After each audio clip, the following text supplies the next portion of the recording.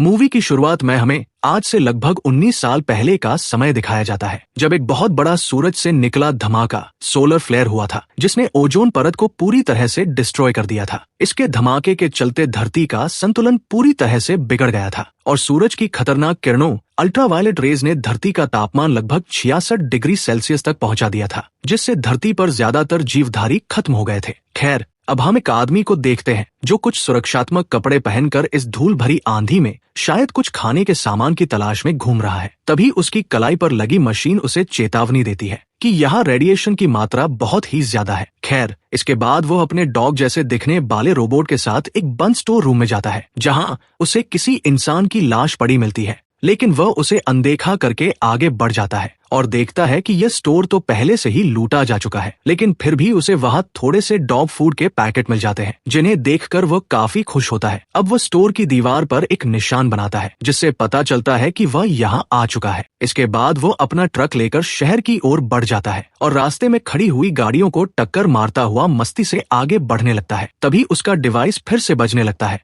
वह देखता है कि सामने एक बहुत बड़ा धूल का तूफान उसकी ओर तेजी से बढ़ रहा है, इसलिए वो तुरंत अपने ट्रक को मोड़ता है और अपने ठिकाने की ओर भागने लगता है और आखिरकार वह सही समय पर सुरक्षित बचकर अपने ठिकाने पर पहुंच जाता है। इस आदमी का नाम फिंच है, जो पहले एक रोबोट बनाने वाली कंपनी में इंजीनियर की पोस्ट पर था और अब उसी पुरानी फैक्ट्री में अपने डॉग और एक रोबोट के साथ रहता है। खैर, अब फिंच अपने डॉग को खाना देता है और फिर एक लेबोरेटरी में जाता है। वहां पहुंचकर वो कुछ जरूरी किताबें उठाकर उन्हें स्कैन करता है। दरअसल फिंच एक इंसान जैसे दिखने वाले रोबोट ह्यूमनॉइड पर काम कर रहा है, ताकि उसकी मौत के बाद ये रोबोट उसके डॉगी का ख्याल रख सके, क्योंकि फिंच इस टाइम एक गंभीर बीमारी की गिरफ्त में है जो कभी भी उसकी जान ले सकती है। इसीलिए वह रोबोट को जल्द से जल्द तैयार करना चाहता है। फिंच अपने इस काम में जी जान लगा देता है और फाइनली एक दिन फिंच को अपने इस काम में सफलता मिल ही जाती है, क्योंकि उसका बनाया हुआ वो रोबोट बोलने लगता है। अब रोबोट को बोलता हुआ देख फिंच बहुत खुश होता है और अपने डॉग से कहता है कि मुबारक हो, तुम्हें एक नया दोस्त मिल गया। इसके बाद फिंच रोबोट से कुछ जरूरी सवाल पूछता है, जिस पर रोबोट बताता है कि उसके 4 नियम हैं। पहला नियम यह है कि कोई भी रोबोट इंसान को नुकसान नहीं पहुंचा सकता और ना ही किसी वजह से इंसान को चोट लगने देगा। इस पर फिंच कहता है ठीक है, पर अब तुम मुझे बस चौथा नियम बताओ। इस पर रोबोट फिंच से कहता है कि अगर तुम यहाँ मौजूद नहीं होगे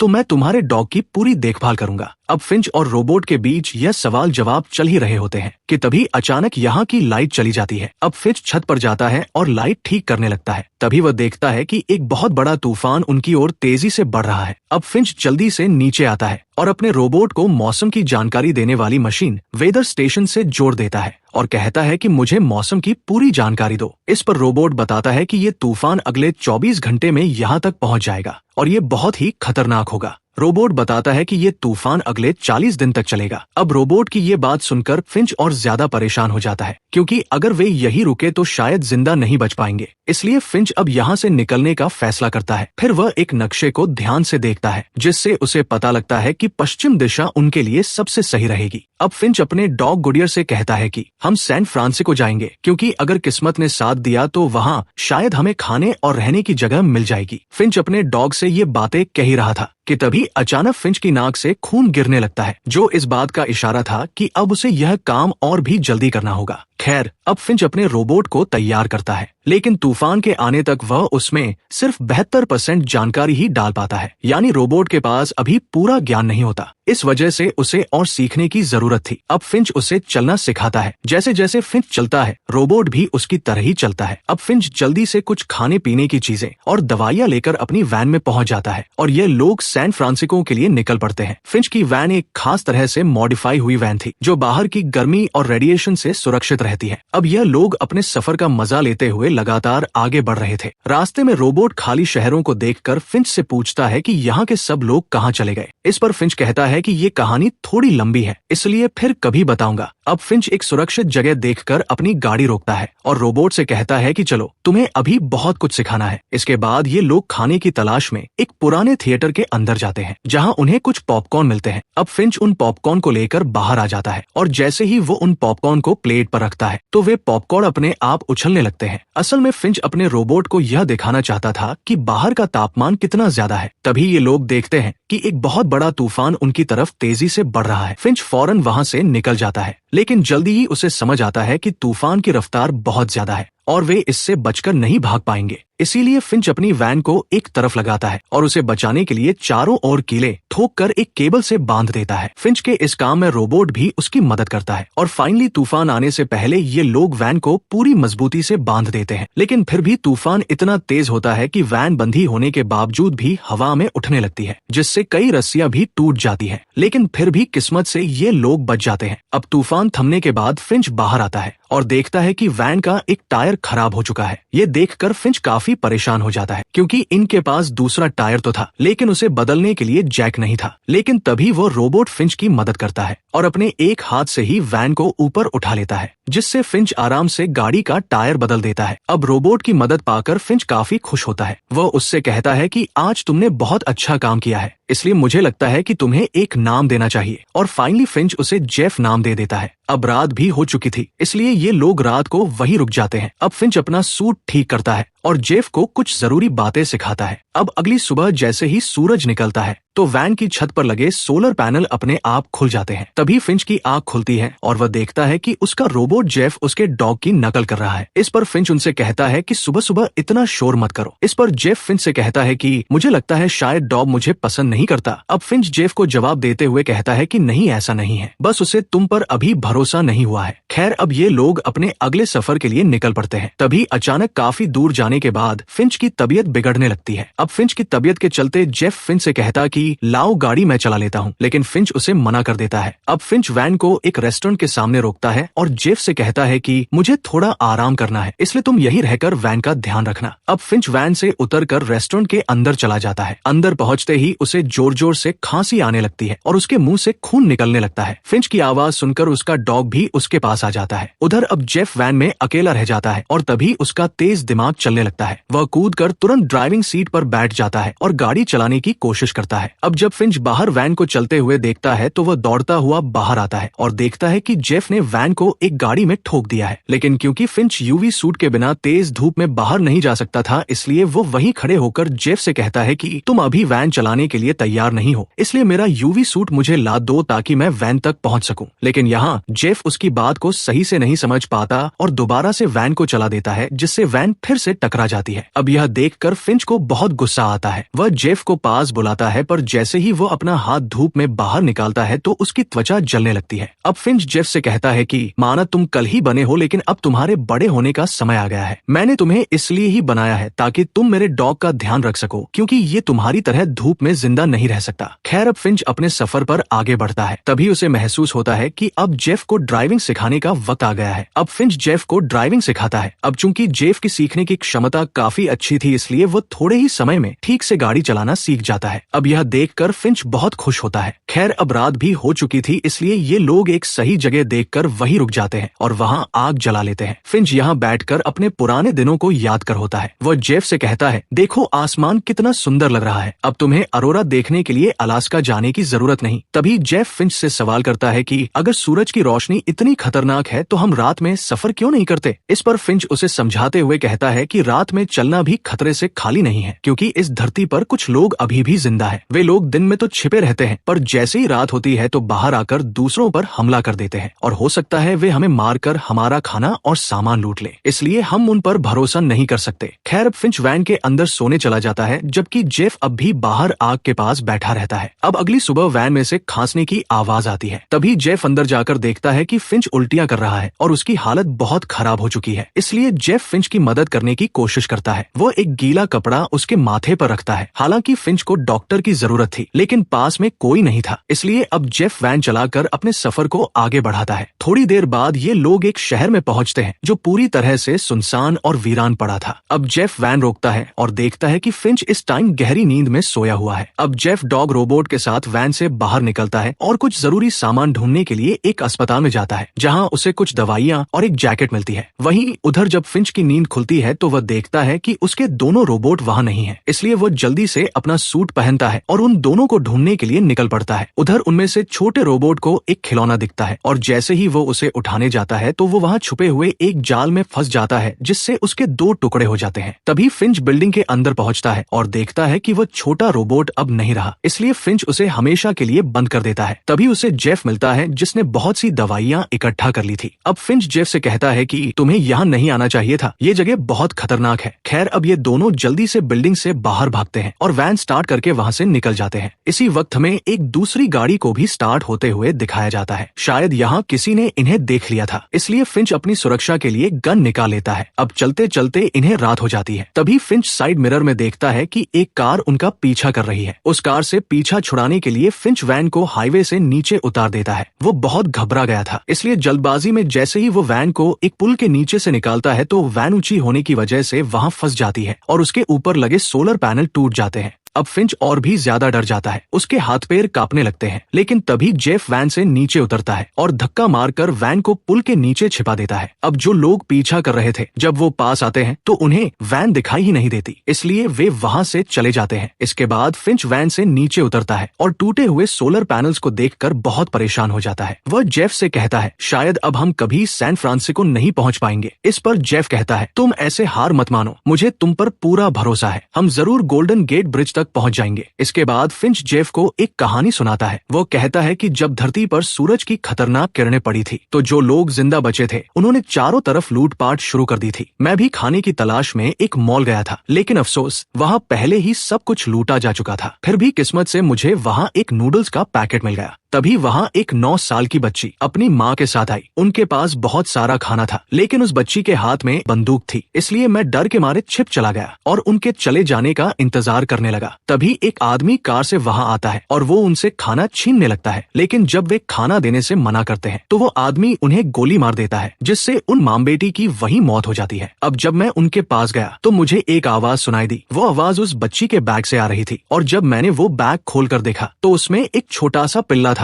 फिंच कहता है, जब भूख ने इंसानों को हैवान बना दिया था। अब ये कहानी सुनकर जेफ चुप हो जाता है। खैर, अब सुबह होते ही ये लोग फिर से अपना सफर शुरू कर देते हैं। रास्ते में चलते चलते जेफ उन पोस्ट कार्ड्स को पढ़ता जा रहा था जो फिंच के पापा ने उसे भेजे थे। तभी अचानक एक तितली वैन की खिड़की से टकराती है। जब जेफ ये बात फिंच को बताता है तो फिंच बहुत हैरान होता है। अब फिंच अपना एक हाथ वैन से बाहर निकाल कर देखता है कि वहाँ सूरज की तेज किरणें तो नहीं है। फिर वो वैन से बाहर आता है और इतना खुश हो जाता है कि मानो उसे एक नई जिंदगी मिल गई हो। तभी एक और तितली उड़कर उसके हाथ पर बैठ जाती है। अब फिंच को यकीन हो जाता है कि ये जगह पूरी तरह सुरक्षित है, यहाँ सूरज की कोई भी खतरनाक किरणें नहीं है। इसलिए अब फिंच अपने अच्छे कपड़े पहनकर तैयार होता है और खुले आसमान के नीचे टेंट लगाकर खाना खाता है और उस पल को एंजॉय करने लगता है। तभी जेफ फिंच से कहता है, तुमने मुझसे झूठ बोला था कि गोल्डन गेट ब्रिज वाला कार्ड तुम्हारे अंकल ने भेजा था, जबकि उसके पीछे तो डैड लिखा है। इस पर फिंच कहता है, मेरे पापा आर्मी में थे और वो ऐसे ही ब्रिज बनाते थे, लेकिन अफसोस मेरे जन्म से पहले ही वो इस दुनिया से चले गए। मैं कभी उनसे मिल भी नहीं पाया। फिंच कहता है, एक दिन जब मेरा 15वां जन्मदिन था तो मुझे ये पोस्ट कार्ड मिला जिस पर लिखा था कि वो मुझसे गोल्डन गेट ब्रिज पर मिलेंगे और उन्हें खुश करने के लिए ही मैंने ये सूट खरीदा था, लेकिन फिर भी हम कभी मिल नहीं पाए। मैंने इतने सारे पोस्ट कार्ड इसलिए संभाल कर रखे हैं क्योंकि मैं पूरी दुनिया घूमना चाहता था और उस ब्रिज पर जाकर उसकी खूबसूरती देखना चाहता था, लेकिन अफसोस मैं ये सब कर नहीं सका। हम इंसान भी कितने अजीब होते हैं, जब समय होता है तो मौके को गवा देते हैं। अब ये सुनकर जेफ कहता है, कोई बात नहीं, हम अभी वहाँ चलेंगे और साथ में घूमेंगे। इस पर फिंच कहता है, नहीं, शायद अब मेरा वक्त आ गया है, इसलिए तुम मुझसे वादा करो कि मेरे जाने के बाद तुम मेरे डॉग का अच्छे से ख्याल रखोगे। ये सुनकर जेफ सिर हिलाकर हाँ कर देता है। अब फिंच अपने डॉग के साथ खेलने लगता है और जेफ को भी साथ खेलने के लिए कहता है, लेकिन फिंच का डॉग अभी भी जेफ पर भरोसा नहीं करता, इसलिए वो हर बार बॉल लाकर फिंच को ही देता है। इस पर फिंच मुस्कुराकर कहता है, कोई बात नहीं, जल्दी ही तुम दोनों एक अच्छे दोस्त बन जाओगे। अब ये लोग खेल ही रहे थे कि तभी अचानक फिंच को खून की उल्टी होने लगती है और उसकी तबीयत एकदम से बिगड़ जाती है। फिंच समझ जाता है कि अब उसका आखिरी समय आ चुका है, इसलिए वह जेफ से हाथ मिलाता है, जिस पर जेफ भावुक हो जाता है और उसे गले लगा लेता है। अब फिंच भी बहुत ज्यादा भावुक हो जाता है, इसलिए ज्यादा कुछ नहीं बोल पाता और आराम करने के लिए वैन के अंदर चला जाता है। फिंच अपना आखिरी वक्त अपने डॉग के साथ बिताता है। वो उसे प्यार से सहलाता है और धीरे धीरे इस दुनिया से चल बसता है। उधर जेफ बाहर रखा सामान समेट रहा होता है। तभी उसे डॉग के रोने की आवाज आती है। वो समझ जाता है कि फिंच अब इस दुनिया दुनिया नहीं रहा। इसके बाद जेफ वहीं पर फिंच का अंतिम संस्कार कर देता है। अब अगली सुबह जब जेफ उठता है तो वह देखता है कि फिंच का डॉग गुडईयर बहुत उदास है। फिर जेफ उसे वैसे ही खाना खिलाता है जैसे फिंच उसे बताकर गया था। इसके बाद जेफ उसके साथ बॉल से खेलने लगता है और धीरे धीरे जेफ और गुडईयर के बीच काफी अच्छी दोस्ती हो जाती है। अब जेफ सैन फ्रांसिस्को की ओर निकल पड़ता है और लगभग 18 घंटे लगातार चलने के बाद वे दोनों गोल्डन गेट ब्रिज पर पहुंच जाते हैं। हालांकि इस सफर में फिंच उनके साथ नहीं था, जो हमेशा इस ब्रिज पर आने का सपना देखता था। खैर, अब जेफ और गुडईयर पुल पर खड़े होकर उसकी सुंदरता को देखते हैं। जेफ फिंच की याद में वो पोस्ट कार्ड जिस पर इन तीनों का स्केच बना था उसे उसी पुल पर चिपका देता है। तभी उसकी नजर एक और नोट पर पड़ती है। उसमें किसी लड़की का नाम और एक पता लिखा था और ये भी लिखा था, हम लोग सुरक्षित हैं। अगर कोई यह नोट पढ़ रहा है तो हम इस पते पर मिलेंगे। इसके बाद जेफ गुडईयर के साथ उस जगह की तलाश में निकल पड़ता है ताकि बचे हुए लोगों के साथ मिलकर एक नई जिंदगी की शुरुआत कर सके। और फाइनली दोस्तों, इसी के साथ इस मूवी का अंत हो जाता है। तो दोस्तों, कैसी लगी आपको आज की वीडियो कमेंट में जरूर बताएं और साथ ही वीडियो को एक लाइक और चैनल को जरूर सब्सक्राइब करें। धन्यवाद।